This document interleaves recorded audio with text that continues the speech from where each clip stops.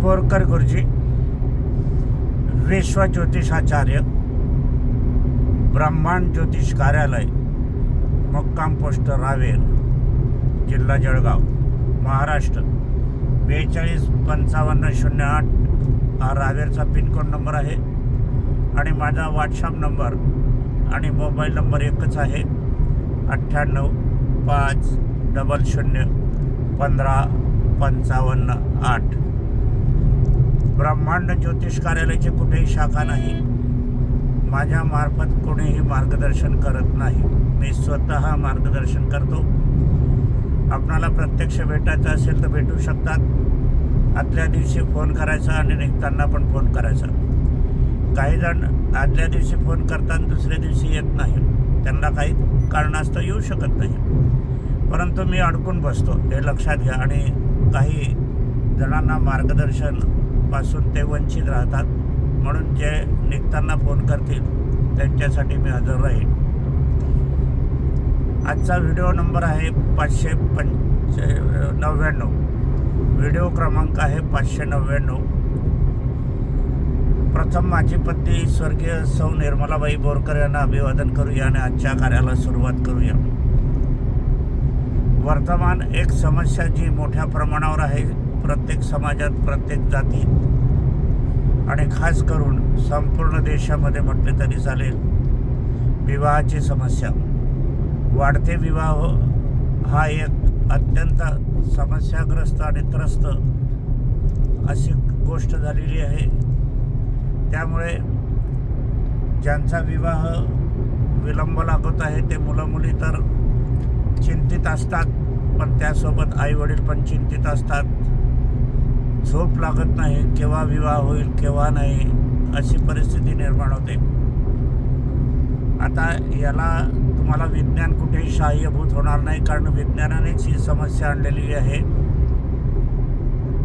डॉक्टरी पेशातून वारेमाप मुलींचे गर्भपात केले गेले, अबॉर्शन केले गेले. त्याचाच परिणाम हा सर्व समाजाला, जाती समूहाला भोगावा लागत आहे. परंतु ज्योतिषशास्त्र मात्र तुमच्यासाठी सहाय्यभूत होत आहे. विज्ञान हे बुद्धिवादी असते आणि ज्योतिषशास्त्र हे विद्यावादी असते, भावनाशील जोडलेलं असते. बुद्धिवाद हा पैशाचा व्यवहाराला महत्त्व देतो. समाजावर काय परिणाम होईल त्याला त्याचं काही घेणं देणं नसते. आर्थिक प्राप्ती हे बुद्धिवादाचं काम असते. असो, आपल्याला तो विषय नाही. ज्योतिषशास्त्राच्या माध्यमातून आपण हा विषय सोडवणार आहोत की विवाह विलंब का होतो आणि का केला जातो. हा 1-2 प्रश्न आहे. काही वेळेला विवाह विलंब हा होतो, त्याला काही कारणं नसतात, परंतु काही वेळेला विवाह जाणून बुजून विलंबाने केला जातो. नोकरी करायची आहे, नोकरी लागायची आहे, करिअर करायचं आहे, उद्योगधंदा स्थापन करायचा आहे, घराची बांधणी करायची आहे, मुलामुलींचे लग्न करायचे आहे. मुलींचे लग्न झाल्याशिवाय भावाचं लग्न करता येत नाही. अशी जी विविध कारणं असतात विवाह विलंबाला, ती कारणं आपण बाजूला सारली पाहिजे. आणि ती काही कारणं उचितही असतात की बहिणीचा विवाह झाल्याशिवाय भावाचा करू नये, लोक काय म्हणतील. परंतु बहिणीचा विवाह करताना मात्र एक व्यावहारिक बाज आपण पाहायला पाहिजे. व्यावहारिकरित्या आपण बाज अशी या ठिकाणी पाहत असताना आपल्याला या ठिकाणी बघायला हवं की साठलोटं होते आहे का, की माझी मुलगी तुमच्याकडे घ्या, तुमची मुलगी मला द्या, असं स्थळ प्राप्तीचा योग आपण आणला तर विवाह हा लवकर होण्यासाठी मदत होईल. आपण काय करतो, मुलीचं लग्न करून घेतो, मग आपल्या मुलाला मुलगी मिळणं कठीण होते, समस्या होते. आणि जर हे अटीतटीचं आपण केलं तर सहज सुलभ विवाह होण्याला मार्ग सुलभ होतो. आणि पूर्वीच्या काळी असे विवाह सर्रास होत होते. आज विवाहाला बहुतांशी नकार दिला जातो, परंतु पूर्वाची पारंपरिकची जुनं ते सोन्याची पद्धत जी आहे ती अत्यंत उचित आणि योग्य आहे आणि आजच्या व्यावहारिक जगाला ती पण मान्य करावी लागणार आहे. म्हणून आपली मुलगी आहे, विवाह करायचा आहे, तर आपल्या असं साठलोटं पाहिजे की त्यांच्याकडे मुलगी आहे, आपल्याकडे मुलगी आहे, आपली मुलगी त्यांच्याकडे, त्यांची मुलगी आपल्याकडे, असं करायला काही हरकत नाही. आता विवाहाच्या वेळेला पुष्कळशी कारणं अशी असतात की बहुतांशी मी नेहमी सांगत असतो की कुंडली मिलन करून विवाह करा, परंतु बहुतांशी लोक जे आहे ते गुणमिलनानुसारच प्रारंभ करत असतात. गुणमिलन करत असताना त्याच्यातून फक्त गुण मिळतात, 15 गुण, 0 गुण, 8 गुण, 22 गुण, 36 गुण पावतर मिळतात. पण हे गुण कोणाला मिळतात? मुलाला मिळतात का मुलीला मिळतात हा एक प्रश्न असतो.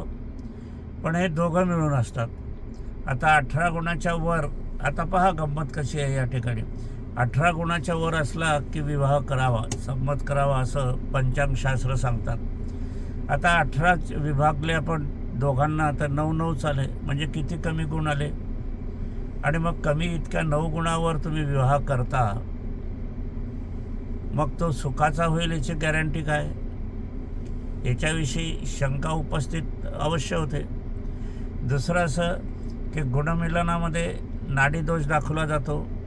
एक नाडी असली की विवाह केला जात नाही, आणि मग नाडी दोष दाखवत असताना विवाह केला जात नाही. आणि समजा मी उदाहरण तुम्हाला देतो की एखाद्या मुलाची पत्रिका जन्मतःच मी केली आहे किंवा मुलीची मी जन्मतःच केली आहे, आणि संपूर्ण पत्रिका माझ्याकडे असते. त्याच्यामध्ये संपूर्ण जीवनाचा जमा खर्च लेखाजोखा असतो. त्याच्यात जर संतती योग आहे लहानपणीच्या पहिल्या दिवसाच्या कुंडलीमध्ये, त्याच्या जीवन आयुष्यामध्ये त्या कुंडलीच्या जर संतती होणार आहे, तर मग गुणमिलनात संतती होणार नाही. हे भाष्य कसं काय येईल? आणि हे जर भाष्य आलं तर ते निश्चितचपणे चुकीचं आहे असंच म्हणावं लागेल. कारण पहिली जी जन्माची पत्रिका आहे तीच सत्य असते, कारण गुणमिलनामध्ये पत्रिका ही बघितली जात नाही, आणि म्हणून ते भाष्य चुकीचं असते आणि चुकीचंच ठरते. जर पहिल्या जन्मतःच मुलाच्या किंवा मुलीच्याच संतती प्रफुल्लित पत्रिका आहे तर संतती ही होणारच, नकार कसा होईल? त्याचप्रमाणे इतर गोष्टी आपण बघायला पाहिजे की जन्मतःच पत्रिकेमध्ये घटस्फोट नाही आहे, आणि तुम्ही गुणमिलनामध्ये सांगतात की घटस्फोट होईल, म्हणजे कोणती खरं ठरावं?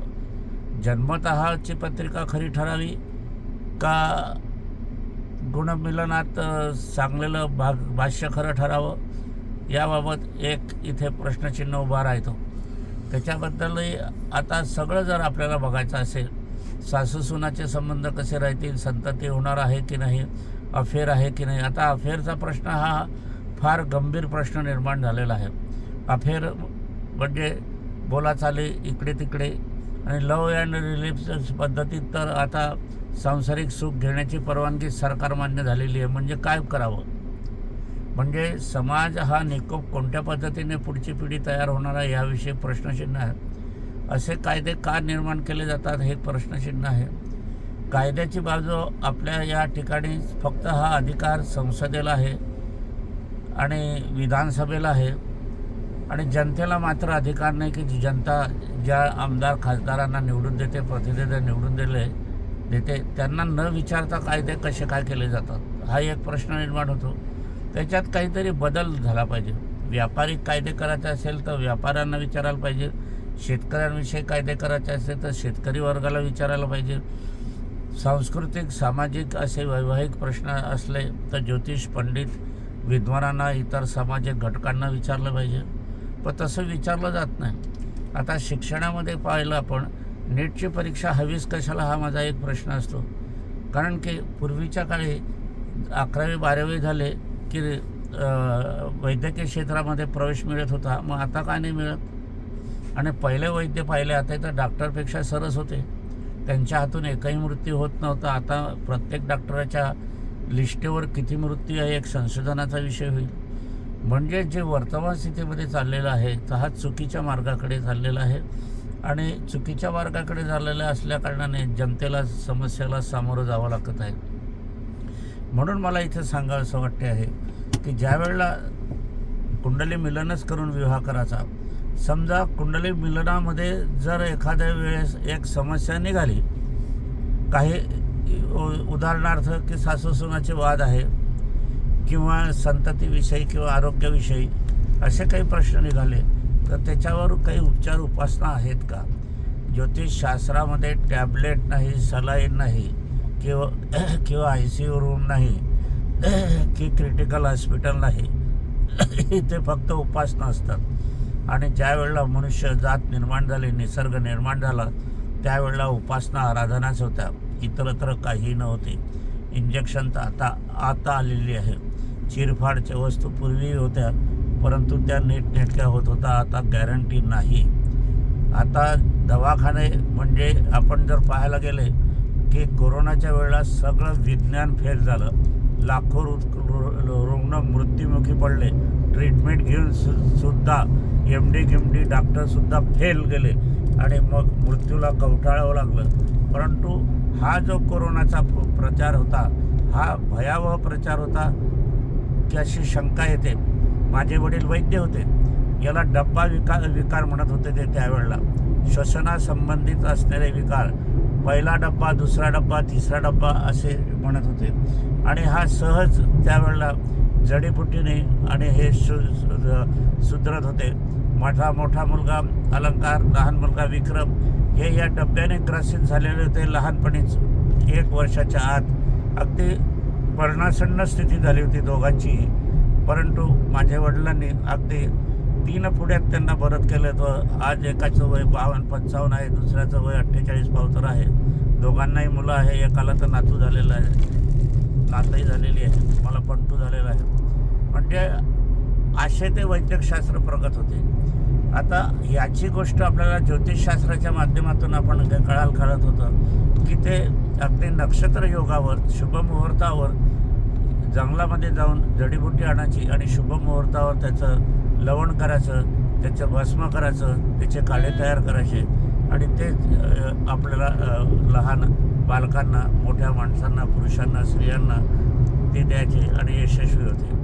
आता कुठे काय होते, आता मेडिकलच्या शॉपमध्ये तुम्हाला फ्रीज ठेवायला लावतो की फ्रीजमध्ये काही औषधी ठेवा. आणि हे ज्या वेळेला बाहेर गावून येतात किंवा जिल्ह्याच्या ठिकाणाहून तालुक्याच्या ठिकाणाहून मग खेड्यापाड्यावर येतात, तर हे STच्या टपावर येतात गरम होत, तेव्हा कुठे फ्रीज असतो. म्हणजे सगळं हास्यास्पद झालेलं आहे. अशा योगाचं आपण पाहत असताना जन्मकुंडलीच्या माध्यमातून मुलाची कुंडली आणि मुलीच्या कुंडलीच्या समोर ठेवायच्या आपल्याला. आणि समोर ठेवत असताना मात्र उदयमान काय परिस्थिती आहे, म्हणजे जन्मतः काय परिस्थिती आहे हे बघायला हवी. आता बहुतांशी काय असते की जन्मतः 7.5 ही वेगवेगळ्या प्रकारची असते, हे लक्षात घ्या.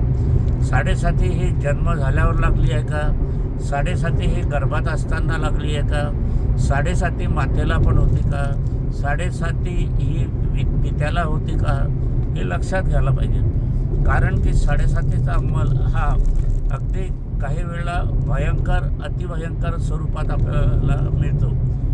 त्यावेळेला आपण बघायला पाहिजे की काही, आता माझी पत्नी झाले, माझे वडील झाले, माझी पत्नी ही 10/7 गेली, माझे वडील मोठ्या 7/7 गेले, असे अनेक आपण उदाहरण पाहतो. आणि 7/7 झालेली गोष्ट ही सुखावं नसते, हे तितकंही आपल्याला बघायला मिळतं की शोधन केलं तर तुम्हाला दिसून येईल. म्हणून जन्मतः 7/7 कुठल्या प्रकारची आहे आणि ते कुठे आहे हे बघायला पाहिजे. 7/7 जर संतती भावात असली तर संतती समस्या होतातच लावलं तरी चालेल असं माझं म्हणणं आहे. आणि ती विवाहस्थानी असेल तर विवाहाला वादकारकसुद्धा होतात, हे पण मान्य करावं आपल्याला लागेल. असं जे असेल ते असेल तर आपल्याला ते बघावं लागते. त्याचं निवारणही आपल्याला करता येते उपासना आराधनेच्या माध्यमातून. परंतु वर्तमान काय आहे की सर्वांना घाई झालेली आहे. जे पूजा उपासना करताना त्यांनाही घाई असते. ते म्हणतात थोडक्यात आटपा गुरुजी, आणि गुरुजी पण म्हणतात मलाही दुसरीकडे जायचं आहे म्हणून ते पण दुसरीकडे जायच्या तयारीत असताना तेही शॉर्टकट पूजा करतात. मग अशा शॉर्टकट पूजा असं चालत नाही. एखाद्या डॉक्टरने पूर्ण कॅप्सूल आपल्याला घ्यायला सांगितली असली आणि आपण अर्धी गोळी घेतली तर त्याच्याने गुण नाही येणार.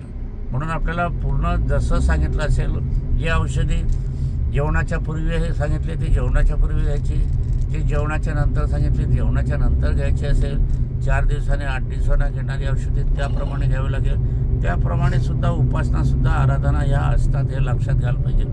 असं असताना मला इथे सांगायचं पुन्हा असं वाटते की या थोड्याशा कारणाने तुम्ही विवाह करत नाही आणि मग त्याच्यात पुन्हा आधीच तर वय वाढलेलं आहे, त्याच्यात पुन्हा वय वाढलेलं असताना मग तुम्ही करत नसताना मग आणखीन या ठिकाणी बघितलं आपण तर आपल्याला पुष्कळसं कठीण जाते.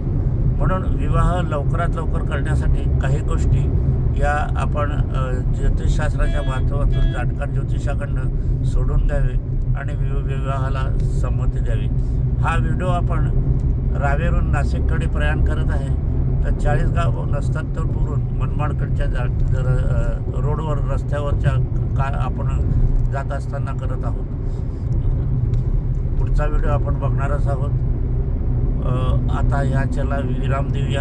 माझी पत्नी स्वर्गीय सौ निर्मलाबाई बोरकर यांना अभिवादन करूया आणि पुढचा भाग आपण हाच देणार आहोत.